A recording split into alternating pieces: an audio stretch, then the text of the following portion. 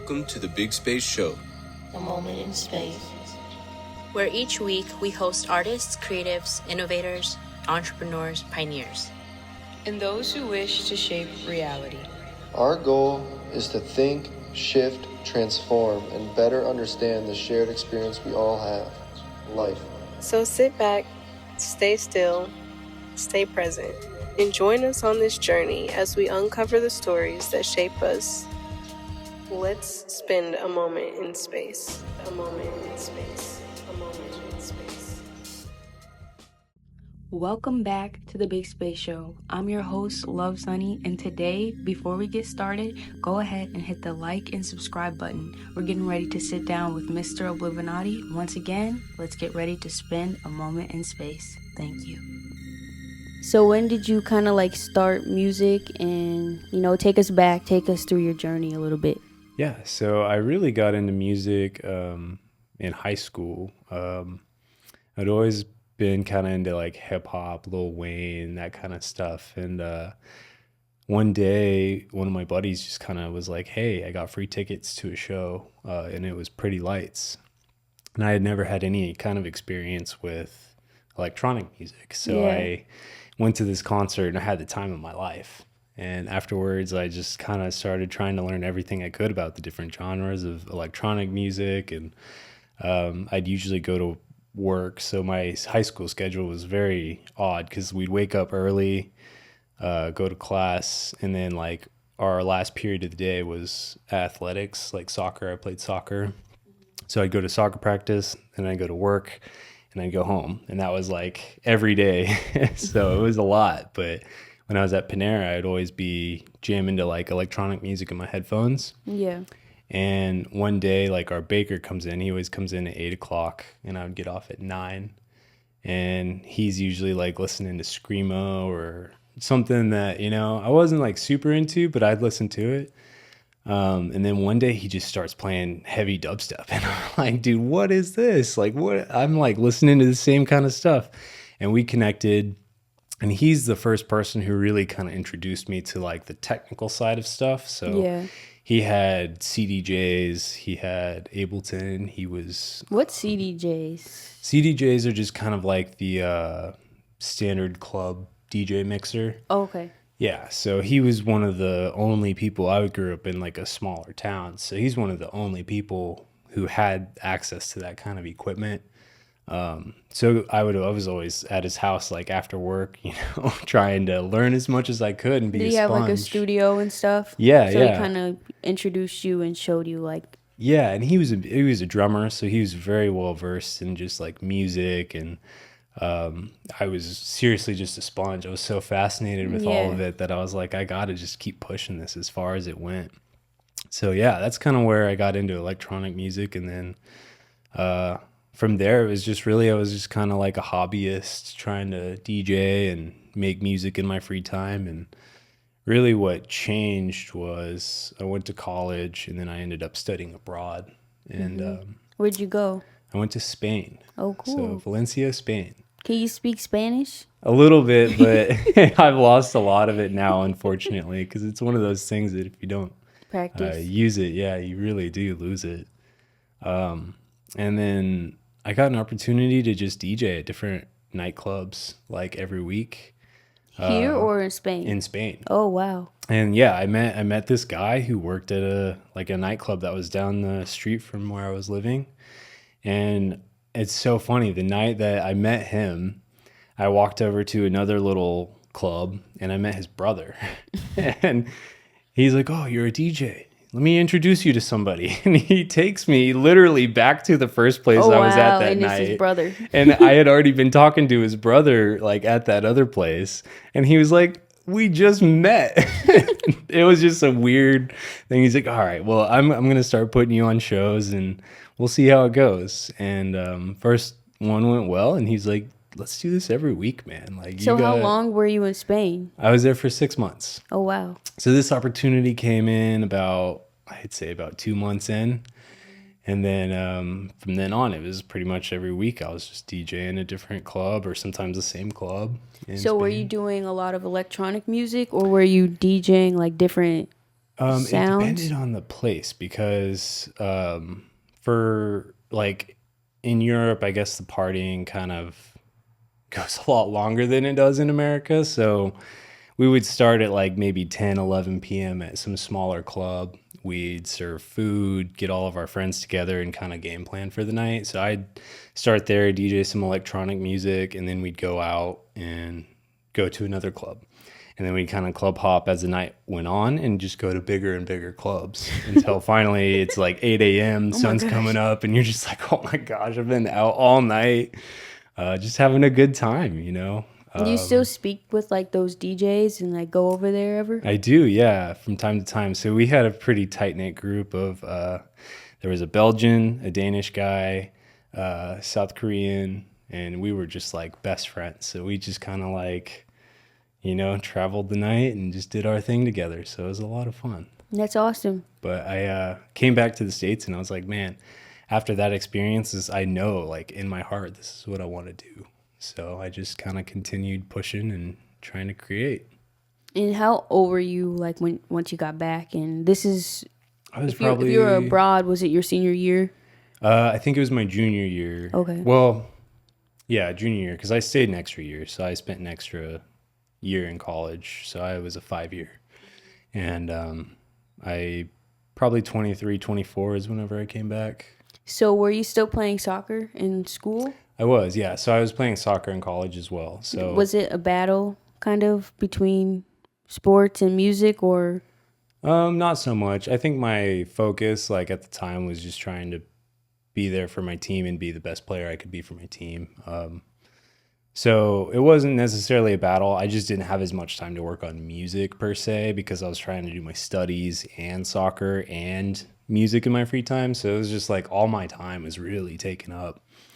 But I mean, there were a lot of nights where, you know, I'm up until 4 a.m. and then I got to test at 8 a.m. and I'm like, screw it. So where are you from? I'm from Bentonville, Arkansas. Oh, wow. Yeah, so home of Walmart. I mean, growing up, it was such a small town. But now it's kind of burst into this like crazy metropolis. Every time I go home, I don't even recognize the place. It's wild. Becoming more of a city. Yeah, for sure. Whereas it used to be just all farmland and chickens and cows. So we were kind of talking about going back to like the music and stuff like that, growing up, and then after you finished school and came back, you started DJing. Yeah, so that was kind of the goal at the outset. I kind of ran into some just unfortunate events, you know, fresh out of college, didn't have a lot of money to my name. Me and a group of friends who we were going to kind of do music together with, we all decided to just like get a house downtown and rent it out. And it was a beautiful 5-story house, had plenty of space for all of us to kind of like do our own thing, but also come together. Very much like a collective house of just creatives. And then we ended up paying our deposit and getting ready to move in. And then our last guy, his father was like, no, it's too dangerous. You guys can't move there. And he kind of just like ripped it out from under us and was like, you know what? Like I'll get you guys a place and we'll make it work still. And is it because it was downtown, or? I think it was because it was downtown. Okay. He was a little more sheltered, you know. It's a perfectly valid reason for a parent, you know, just being like, oh, it's too dangerous. But for us who were like the other guy and myself, we were just kind of like, what the heck? Like now we're kind of like out of the money that we had saved up for our first place after college.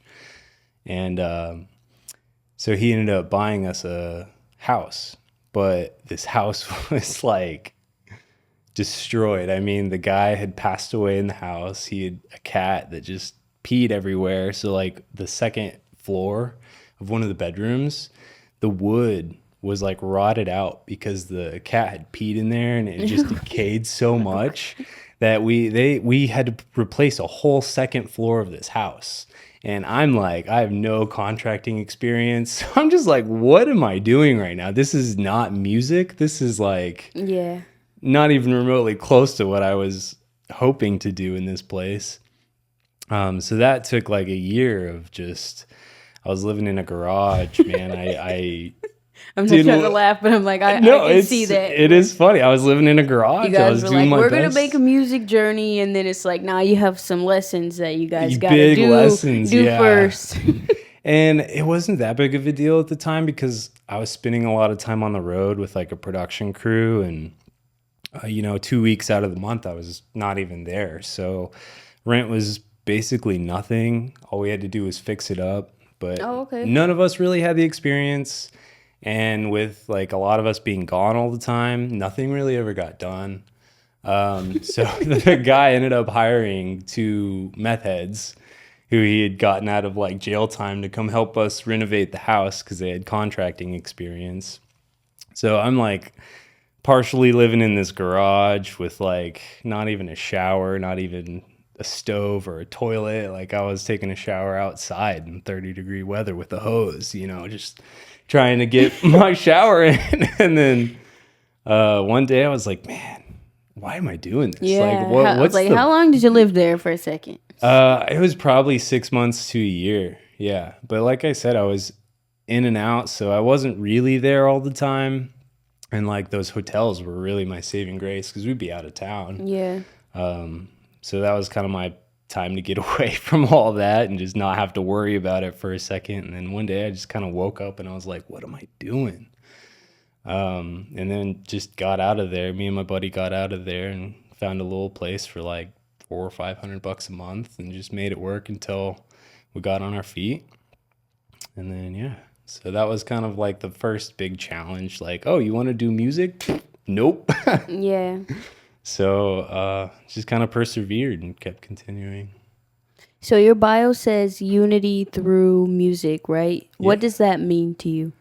I've always felt that music brings people together. I think art, all that stuff is a great opportunity to bring people together. I like creating on the DJ side of stuff, even the production side of stuff. I like creating a story and trying to maybe like tell a story through my work and then helping engage people and really just bringing people together. I think events bring people together. It's all just time away from like responsibilities that, can be so stressful, and it's time to just hang out with your friends and, be creative. Would you say like the genre that you're into the most is EDM, and that's like... Yeah, I mean... Because I did listen. I went through like some of your tracks on SoundCloud, listening to like Supernova and stuff like that. They're really good, but would you say that that's like your form of a style or genre? Do you experiment in other styles? Yeah, I'm always experimenting. I would say every time I create is an experiment. I don't necessarily go in with the thought of like, I'm going to create this all the time. There are moments where I have a very specific vision in mind, but for the most part, I just kind of approach it as like, how am I feeling right now? And what do I need to express? And then usually it just kind of comes from there. But yeah, like I like EDM a lot. It's kind of where I've found my home base, but I definitely branch out. I still always have a deep love for hip hop, and kind of like where I got my start was like in producing beats for rappers and stuff. So I've always found like a little bit of solace in that. And I like using those influences in my electronic style. So it just kind of depends. So going back to what you just said about like you use music to kind of express a story, how would you say like whenever you are expressing, because you're saying you're more of a producer, I'm more on like the lyrical side, so how do you do that through your beats? Or I don't want to call it just beats, I feel like that like shallows out production, so how do you do that through, just producing different tracks? Like what does that mean? So one thing that I've found to be my biggest like tell is if I can feel like a change in my emotion, or like if I feel a certain way about a production that I'm working on, then I know it's right. If it makes me feel something, then I know I'm going in the right direction, and I just kind of try to feed that as much as possible until it's done. So like Supernova was one of those songs that I actually, so I made it for a project. It was a college friend of mine. She owns like a video company, and they just needed a little 1 minute, minute and a half teaser for like one of their videos. So I just kind of approached it like, this is where it's going. That I had a clear end goal, and then I did it, and they ended up loving it. Sat on that song for a little bit, and I was like, I could make something more from this, and it never quite really came to fruition the way I wanted it to. And then one of my buddies reached out to me, and he was like, hey, like, I love this song. Because I had released it at that point. I was like, this is done. Like, I can't work on this anymore. And he's like, man, I love this song. How would you feel about doing a collaboration with another big name EDM artist? And it ended up working out. And he's like, man, I love the song. Let's make it happen. So we kind of collaborated to give it a reimagining. And yeah, the rest is like crazy. I'm looking at the numbers go up, and I'm like, wow, I created something that people are like liking. It gives you a motivation to keep going. What would you say that song kind of meant to you? I mean, that was a song that took me 3-4 years, throughout the whole process. It was really like the journey more than the end product itself. Is like that song kind of brings me back to like, oh, well, I created 3 years? Yeah, no, I mean, some of my songs do take a long time. That's true, I guess. Yeah. Just because I am firm, and like it has to make me feel something for it to be impactful. I don't want to release just dead noise or stuff that's generic. So yeah, I mean, that song meant a lot for me just because of how well it's doing, and like how hard I really did work on it. It's like you can kind of see the reward. So since you're kind of like a DJ, a tech, producer as well, what would you say like makes you the happiest? Making music, for sure. I think everything else is just kind of a means to an end. I got to pay the bills somehow, but it doesn't detract from what I do. Like, I think from the very beginning of my musical journey is like, I want to just be surrounded and involved in every form or fashion around music. So that's what got me into doing audio tech work. Like, I run sound for a band. All that stuff is just intertwined with music. I'm learning the live side as well as the studio side. So it all just kind of feeds into the ultimate goal of being able to sustain myself, like through my music. So, yeah. That's cool. Are there any specific artists or genres that have kind of impacted your career the most? Yeah, Zed's Dead was there from the very beginning. That was one of those artists that just blew me away, and I love their music. So that's always been a big inspiration. And I honestly kind of try to derive a lot of my style from them, even if it may not seem like it for a lot of my songs. But their style is always in the back of my head because it's just deep, but also still like has a little bit of grunge and grit to it. Also, Pretty Lights was another one. I mean, that was my first electronic concert that I went to. So they will always have a special place in my heart just because the music is so funky and just fun. Like, I had the best time. I'm pretty sure I danced with every single person at that rave. I was just going around like, yeah. So. Can you describe a time when you faced a major challenge as an artist? Yeah, like the coming out of college and living in that garage for that year was pretty rough. But, I think every day is a challenge because my goal is like I try to hit the studio at least once a day. So every day it's a challenge to try and come up with something. And there's a lot of days where it's just nothing. And then other days you just... What do you do like when there's nothing? Do you wait on it? Do you just... I try and do like, it's almost like the busy work. So like organizing files or updating plugins and stuff like that. Just, the tedious stuff. So I'm at least like, oh wait, new update on this plugin. I'll mess around with it for a little bit. And sometimes an idea will come from that. And, I'm just off and away. Other times it's just like, ah, nope, that didn't work. But, I try to do the housekeeping stuff, I guess. Whenever you have a creative block? Yeah, I think it helps kind of, Oh, like if you're going through your other files, it can help like spark an idea. yeah, 100%. Even just looking at old songs that I just didn't finish, or like the idea is kind of there, but I never got it really going. Yeah, those are all opportunities to kind of like fight roadblock. And So, would you say it's just discipline, right? Like getting in the studio every day? discipline is a huge part of it. I think I wouldn't be as far along if I didn't push myself to try. And I do try to like also learn something new about production every day, whether it's a quick little 15-second reel on Instagram or something. And then I'll just go take that, I'll practice it, apply it, and then put that in my toolbox. I think of like a producer as just this person with a vast toolbox, like we have any number of EQs, compressors, delays, reverbs that we could use, but the techniques and stuff are like kind of the tools.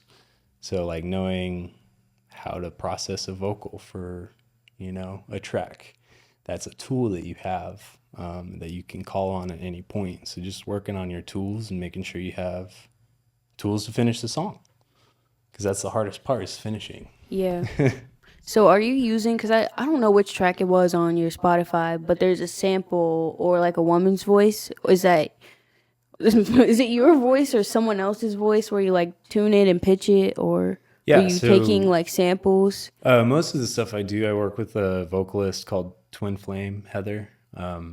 We've had a really good relationship for a long time, and like it's always been effortless. I send her something I'm working on and she can just like put lyrics to it like it's nothing and make it work and fit in the vision. And it's been invaluable having someone like that who I can just bounce ideas off of. It's another reason why I like to collaborate with a lot of people, is because it helps me make decisions. I'm very hard at like hard on myself about making decisions. Sometimes you just need someone to like bounce an idea, like, hey, does this sound like crap or not? And Yeah. that can help you in the process as well. But yeah, I try to steer away from using samples, and I try to do mostly like organic stuff and getting vocals from somewhere, or someone that I know, because I am the worst at vocals. I am not lyrically talented. I can't sing. So I have to essentially rely on other talented musicians for that aspect of my music. Yeah. Who's your favorite person you've ever collaborated with? I mean, Or track? What's your favorite track from yourself?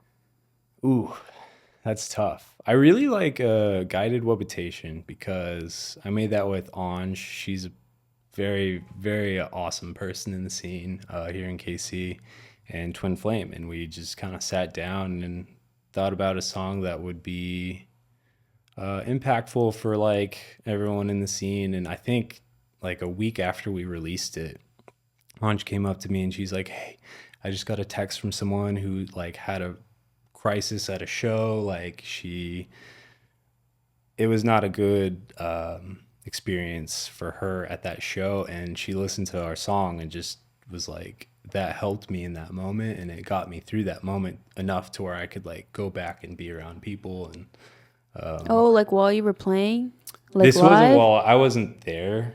This was at like a festival, and I guess she was having a bad experience with like another individual approaching her or something, and she just needed to get away from the moment. And she played the song. Yeah, and she played that song, and she said it helped her so much.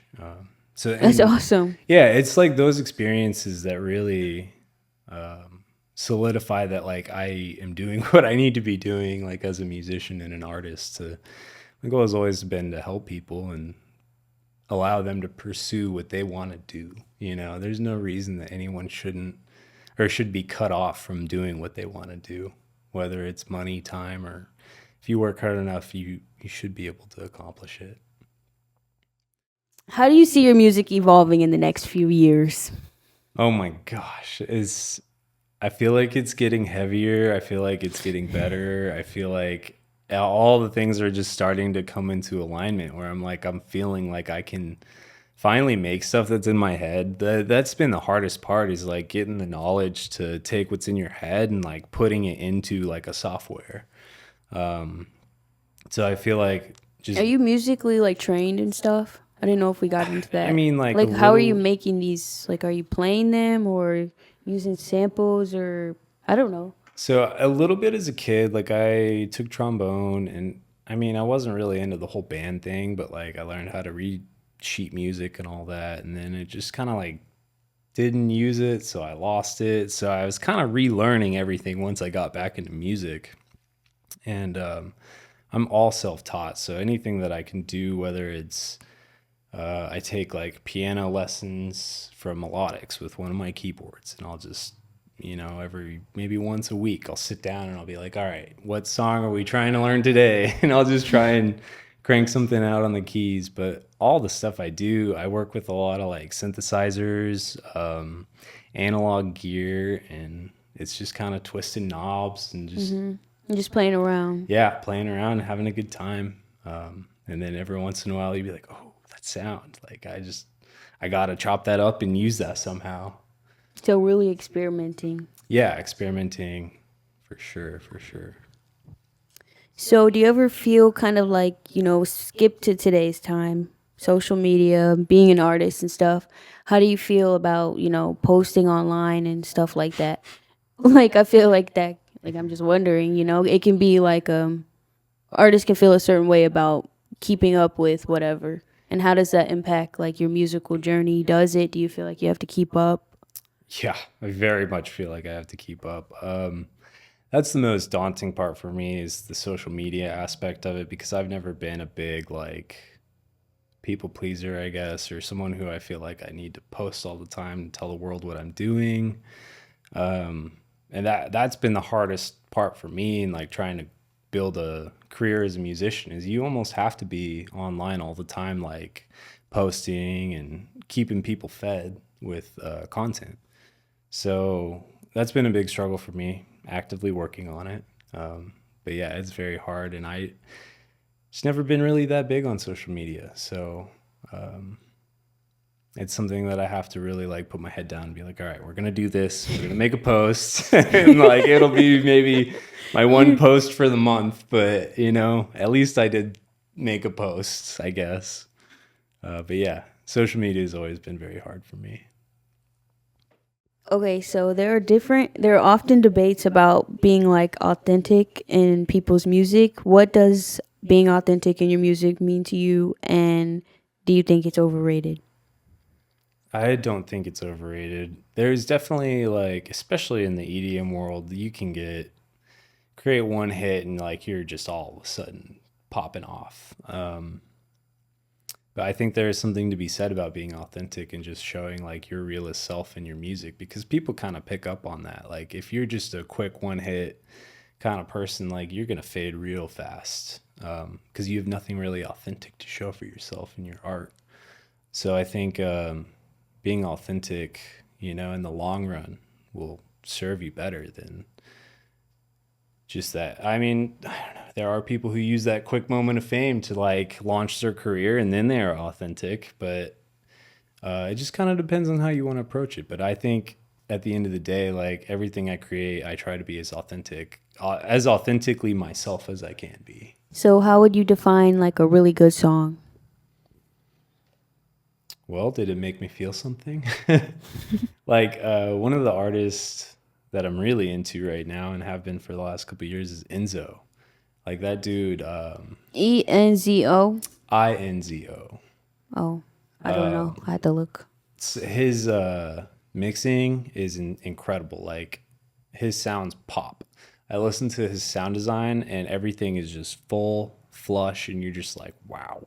And then he'll throw in like some Alan Watts vocals as like a sample, and it's just like talking very philosophical in the beginning, and then it just comes in with this fat drop, and you're just wait, like, I think I know what you're talking about. There's like a triangle picture.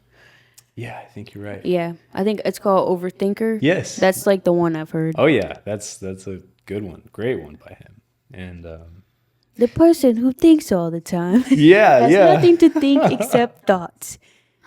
I don't remember the rest, but See, it but is you that. know that song. Yeah. So those songs have a huge impact. Like if I feel it like that, I'm like, oh, I love this song. Yeah. If it doesn't really make me feel anything, I'm just like, yeah, next. Yeah, it's almost like I would say for me when I listen to those songs, it's like a spiritual connection because there's Yeah. not as many lyrics, so it's just like straight frequencies and Yeah. yeah. I was watching a video the other day talking about like I can't remember if it was the egorphic or emorphic experience, but it's essentially whenever you can use like noise isolating headphones and just listen to like music and you're completely detuned from the world, like disconnected from the world. It puts you in like a state of almost like heightened emotion and you experience things differently by doing that. I thought it was a very fascinating video, but I can't touch on it really more than that at the moment. How do you define success, personal satisfaction, and just when it comes to music? Gosh, I mean, it's really just like if I create something that I can feel in that way, then I feel pretty satisfied with myself that I like worked hard to get to that point and created something that can actually. I don't know if you ever had the experience where like sometimes you get goosebumps from listening to something. That happens to me a lot whenever I listen to like really, really well put together music. And that's all I'm really striving for is if I can give people the goosebumps from my music, then I feel like I'm satisfied and accomplished, you know? Yeah, it's like a constant theme. You're like, I just want to feel something. Yeah. Have you ever felt like you needed to like reinvent yourself? All the time. Yeah. I feel like my name is so abstract. It's hard to get that traction. I also don't use social media that much. So it's a give and take between trying to feed like the algorithm and trying to be as authentically myself as I can. So yeah, I'm constantly thinking like, oh, what if I created this side project that just focused on like drum and bass or house music, and it's just like completely devoid of like what Oblivinatti is doing, but no one knows who I am, and it's just the music. Yeah. I feel like that's kind of like a constant battle for like artists today with like social media is like you have to stick in this algorithm or whatever, but Oh yeah. I just feel like it can limit, and I feel like the experimenting is like what brings that, creative experimentation or it's role. very limiting. I think a lot of people get stuck in like even just watching all the music production stuff you can find on YouTube. Like you get stuck doing other producers' tricks and getting stuck in like sounding like them. So there's a lot of people who've taken courses and stuff from a particular artist. Now all their music sounds like that artist, and they can't really like break free from that because it's not authentic. It's like almost indoctrination then and not education. Right. And then you're just kind of churning out the same style. You're not really expressing yourself. You're expressing someone else's, Yeah. Hopefully that's a phase for that person because, it could be just something that they're 100%, going through. Yeah. I think that's like kind of what it comes back to is just how do you want to express and keeping things more like simplistic, honestly. Yeah, dude, the simple stuff works. That's tried and true. This like keep it simple. You don't have to go balls to the wall doing all this complex stuff. Like I think that comes with just being like a creative person. You're like, I can do this, and then there's so many options. Like we just live in that era. So yeah, so I think another thing to add to that, option paralysis is for sure a thing. So like if you're trying to get into a creative mindset, just limit yourself to I'm just going to use this one synthesizer. I'm going to focus on the sounds that this can do and then see where that takes you, because the moment that you happens to me all the time, I'm like, I have so many synthesizers, which one do I want to like dive into? Sometimes I get caught in like paralysis of just being like what am I gonna do? Like I can do anything, So, you gotta take a break and like, all right, just focus on one instrument at a time. Yeah. There is a lot, especially I feel like as a producer, because I'm more of like a singer, so like it's a little different. But whenever I do get into Ableton, it's like I like everything. Yeah, there's so much you can do, so many cool toys. So Yeah. yeah. So it kind of what I've been like kind of learning is like you DJ and the AV, but your love is like for the music. So the creating aspect. Okay, what advice would you give to an aspiring producer, someone coming up in the future? Like, what would you tell them? Oh gosh. Learn, be a sponge, surround yourself with like-minded people. If you have someone that you can reach out to who's at a level higher than what you are, see if you can pick their brain, see if they're willing to just take time aside and help you out a little bit. Like one of my biggest things that I had going for me when I first started out was I had someone who was a level above me, who was helping me and mentor. showing me, different things. And without that, like I would still be, twiddling knobs, not knowing what the heck I'm doing. And it really goes a long, long way whenever you have someone just be like, oh yeah, this is how you do this. This is how you do that. Because even the simple stuff can hang you up and you're just like, well, I don't even know how to get sound out of this thing, So yeah, just being a sponge, trying to learn as much as you can. YouTube University is got everything you could possibly want to learn now. But also just pay for, some professional courses. Like you can get pick like a genre that you like, try and find $100 course or whatever, and you'll get a bunch of resources, a bunch of tools, and just kind of like go through that process and just keep learning. It's not going to hurt you to keep learning. So yeah, just find other people that can kind of help you along the way and keep pushing yourself and be disciplined, be very disciplined. The more you do it, the better you're going to get. So if you just pick it up and, spend a week doing it, you're not going to get anywhere. So yeah, just being disciplined and sticking with it. I think that's the biggest advice is like a lot of people, it takes 10 years for them to like finally get their opportunity to where they can show the world what they're doing, and all that work that you've done in the behind the scenes doesn't go unnoticed whenever you get that opportunity. So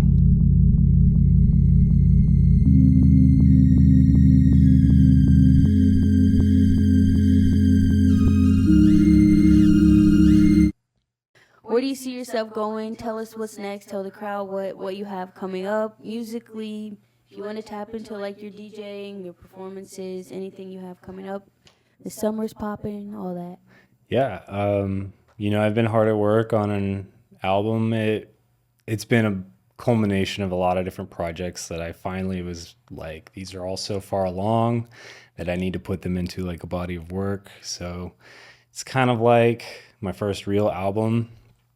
And then, yeah, I'm going to be sharing some of those tracks on April 19th with Sodown. So very big show lined up and very excited because I'm going to be playing stuff that no one's heard yet. And yeah, I'm just excited. Is it called Showdown or Sundown? Sodown. Sodown. Yeah. Okay. Like S-O. Is it an EDM fest or? He's just a producer that's coming to Kansas City. We're playing at Aura. Okay. But he's who I collaborated with on Supernova. Oh, okay. Yeah. So he's coming to Kansas City, and then I'm going to open for him as direct support, and then he'll headline. But he plays saxophone with bass music, so it's just incredible. And I've always been I've always loved horns, so I love any kind of like saxophone in my music, and I always try to incorporate. I work with a very, very, very talented musician named Max Levy. He's just a aficionado on saxophone. So are they sending you like loops? I actually have Max come over to the studio and we record in my studio. Oh, cool. And then I'll process it and everything and then just kind of figure out how I can utilize it in the song, because I'll play the song for him, he'll record over it, and then I'll process it and kind of chop it and then figure out how it fits in the grand scheme of things. But yeah, if you want to come see any of that, April 19th, like, I'm so excited to share some of this new stuff. I think Heather's going to pop out for a little bit and do some vocals, and Cool. yeah. So thank you so much for coming on to the podcast. Thank you so much The for show. having me. Yeah. Let's get excited. He has an album coming out April 19th. What's your album called? Working title Okay. still. Yeah. So we're sorry. working title. Okay. Then album dropping April 19th. Performing live at Aura. Aura. Yeah. Okay.